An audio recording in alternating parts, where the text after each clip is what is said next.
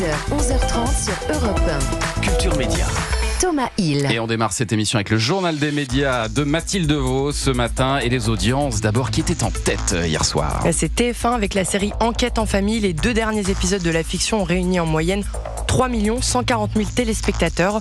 France 3 qui rediffusait un épisode de Prière d'enquêter arrive deuxième avec 1 920 000 téléspectateurs. Et sur France 2, l'émission politique L'événement présentée par Caroline Roux a fait un flop. Elle était à peine au-dessus du million. Ah oui. France 2 est arrivé 4e des primes derrière M6 qui diffusait Le meilleur pâtissier. Peut-être que les gens en ont un peu marre d'entendre parler des personnalités un politiques. Petit peu, ils préfèrent regarder les gens qui font des gâteaux sur M6. Donc, il y a un signe. Et puis tant qu'on est dans les chiffres, sachez que la série de podcast Europe 1 consacrée à Ivanhoé est un véritable carton. Déjà plus de 350 000 écoutes depuis sa mise en ligne lundi. La série Ivanhoé, issue du premier grand roman d'aventure de Walter Scott en 1819, a été diffusée sur Europe 1 dans les années 60. Ses archives ont été entièrement restaurées et revisitées. Montrez qui je suis, de quel point je me sauve. Ne reculez pas d'un centimètre. Prenez garde. Son cœur est dur comme une pierre, et s'il ne redoute rien sur terre, il ne craint surtout pas le ciel. Levez-vous, pèlerin. Mais si tu faisais ça, je serais capable de t'étrangler avec ses mains. La première saison d'Ivanhoé s'achève aujourd'hui. Les 3 derniers épisodes ont été publiés ce matin sur le site et l'application Europe 1. Je rappelle juste que c'est les vacances de la Toussaint. Donc là, si vous prenez la route, Ivanhoé à C'est fond le avec moment. les enfants. Ivanhoé Ça dans va la être voiture. génial. Europe 1, le journal des médias. Et puis on ouvre ce journal des médias avec le procès concernant les soupçons d'emploi fictif au Canard enchaîné. Le tribunal correctionnel de Paris rendra son verdict dans la journée. Dans cette affaire, 2 ex-dirigeants du journal satirique sont visés, ainsi qu'un ancien dessinateur et sa compagne. Cette dernière, justement, qui n'exerçait pas officiellement au Canard enchaîné, aurait perçu un salaire de journaliste pendant 25 ans, causant un préjudice évalué à 1,5 million d'euros entre 2010 et 2022, parce que les faits antérieurs étant prescrits. Le parquet requiert contre les 4 prévenus 1 an de prison avec sursis et des amendes allant entre 100 000 euros et 150 000 euros. Et puis la polémique autour des JT de France 2 perturbe la direction du groupe audiovisuel public. Selon le Parisien, aujourd'hui en France, la patronne de France Télévisions, Delphine Ernotte, a décidé d'accélérer la réorganisation de son état-major. Dans les mois qui viennent, l'information pilotée par Alexandre Cara va être rattachée aux antennes et aux programmes dirigés par Stéphane Sidbon-Gomez. Cette décision intervient quelques jours après les erreurs commises dans les JT de France 2 concernant Dominique Bernard. À ce sujet, Delphine Ernotte aurait lancé une enquête en interne pour comprendre les causes de ces dysfonctionnements. Et puis on en vient au programme maintenant et ça y est, la Star Academy revient déjà demain soir sur TF1.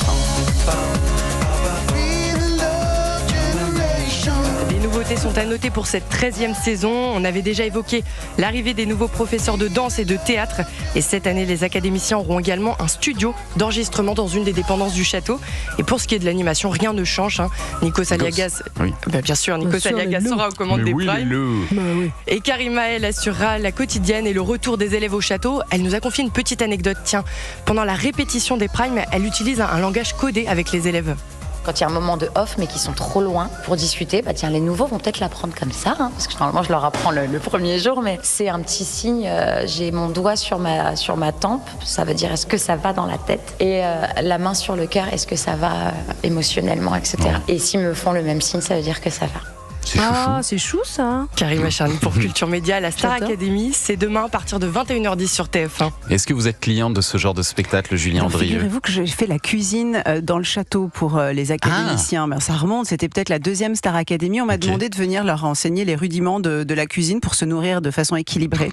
Et je crois me souvenir que j'avais fait un risotto de coquillettes au brocoli et au jambon. Ça leur avait bien plu. C'était une expérience assez marrante. Mais regardez, alors j'ai un fils qui est passionné par les concours de chant, de voice, la Starac. Donc oui, ça fait partie des rares programmes, je dois dire, que je regarde religieusement. Il a envie de devenir chanteur. En tout cas, il a envie de participer. Ah oui, il a envie de participer. Et jusqu'à ce que maman s'interpose. C'est ça. Mais là, ce qui est chouette avec ce que nous a annoncé Mathilde et donc ce studio d'enregistrement qui fait partie des dépendances du château, c'est que peut-être maintenant ils vont sortir des singles pendant l'émission, pendant la diffusion. Il va falloir regarder ça. Non, mais c'est drôlement bien produit. Et puis alors ce dimanche, il y a une série française au succès planétaire qui fêtera ses 10 ans. connaissez ça? Évidemment, avec des enfants de 9 et 12 ans, on est obligé, Miraculous. Ladybug. Et oui, Miraculous, c'est une fierté française. Miraculous, les aventures de Ladybug, ça parle aux parents, ça parle aux grands-parents qui nous écoutent. Le 19 octobre 2015, TF1 diffusait le premier épisode de cette série d'animation. 10 ans plus tard, elle est devenue la série animée française la plus célèbre du monde, en étant diffusée dans plus de 150 pays. Thomas Astruc, qui est le créateur de Miraculous, nous a raconté comment il a imaginé le personnage de son héroïne. En fait, j'ai caricaturé une amie qui avait une coccinelle sur son t-shirt, donc ça m'a inspiré un dessin, je l'ai caricaturé en super-héroïne coccinelle, et je me suis dit, oulala, ça c'est vraiment un super personnage, j'aimerais bien créer un univers autour. Et voilà, ça a fait boule de neige, tout est parti d'un petit post-it. Thomas Astruc pour Europe 1, une saison 7 de Miraculous est d'ores et déjà en cours d'écriture. Moi, ce que j'adore dans ce truc-là, c'est que Ladybug et Chat Noir, quand ils mettent leur masque, d'un coup, ils se reconnaissent plus du tout. C'est ça qui est fou. Voilà. C'est plus les mêmes personnes. Alors que c'est vraiment, un petit loup, quoi. C'est vraiment les mêmes.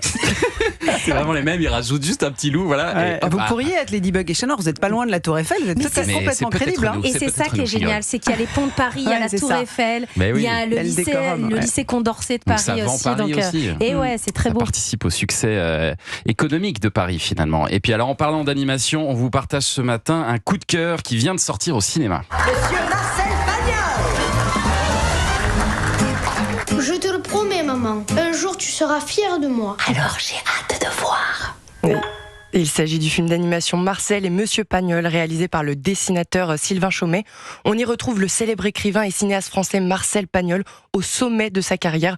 Suite à une demande d'un grand magazine, il se plonge dans l'écriture d'un feuilleton littéraire dans lequel il raconte sa vie, en passant par son enfance, sa région, la Provence, ses débuts, sa carrière d'auteur. Nicolas Pagnol, le petit-fils de Marcel Pagnol, nous a expliqué la naissance de ce film. Au début, Sylvain m'a dit, bon, tu veux faire un biopic sur ton grand-père, mais sa vie est tellement foisonnante, il y a tellement de portes d'entrée, qu'as-tu envie de raconter, de dire? C'est très difficile de répondre, mais il m'est venu deux phrases, l'une de Saint-Exupéry, on n'est pas d'un pays, on est de son enfance, et l'autre des évangiles, qu'as-tu fait de ton talent? Et tout de suite, Sylvain a eu l'idée de faire dialoguer le petit Marcel avec le vieux Pagnol, parce que c'est ça aussi, Marcel Pagnol, c'est l'émerveillement sur le monde. Il avait gardé son âme d'enfant, je pense. Il s'émerveillait de ce qui l'entourait. Nicolas Pagnol pour Culture Média, et notez qu'il sera l'invité d'Eliott Deval à 12h30 sur Europe 1. Voilà, encore une bonne idée pour ce week-end. Allez voir Marcel et Monsieur Pagnol au cinéma. Merci beaucoup Mathilde pour ce journal des médias.